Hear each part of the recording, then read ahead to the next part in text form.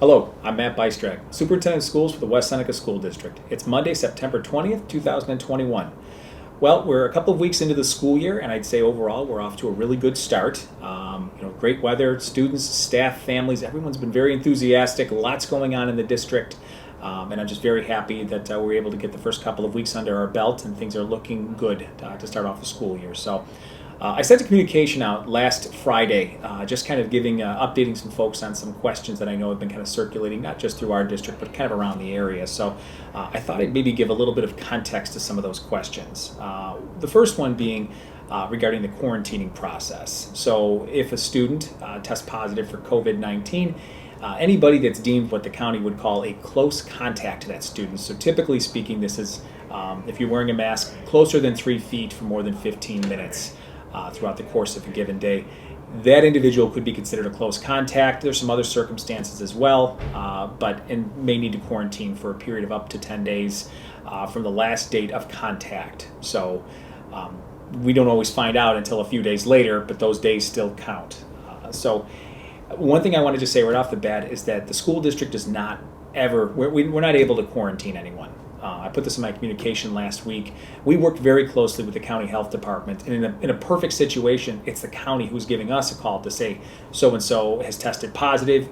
These students have been deemed to be, or staff, a close contact and should quarantine. That's the perfect scenario, because then we can notify them, or the county has notified them, really, in the ideal world.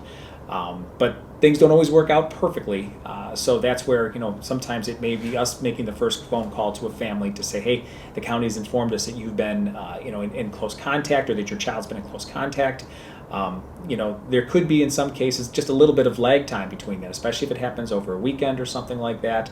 The county needs to be able to make a determination, and we do not want to unnecessarily quarantine someone. So, and also I'd like to clarify too, quarantining doesn't mean you've tested positive. All right, quarantining just means you've been in close contact with somebody who's tested positive.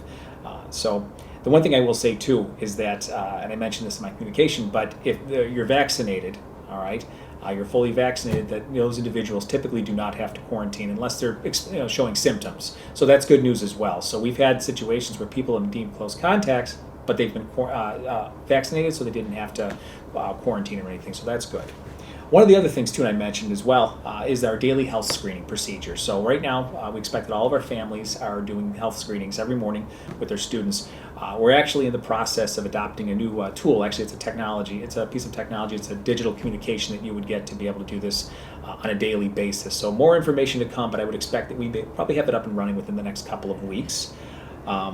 One of the other questions that we received too about educational opportunities for students that are in quarantine. And again, in many cases, it might be a matter of 4 or 5 days or 6 days or something like that they end up having to quarantine in total, and not all those are even school days. But our teachers right now are setting up their digital platforms and ways that they can communicate with students so that they can continue the learning process when they are in quarantine. We're also creating opportunities for some of our teachers, and this is something that we're working on as we speak, to be able to work with some students after school hours virtually. So it may not necessarily be your child's teacher that they're maybe connecting with, but we're working to create these opportunities at each building.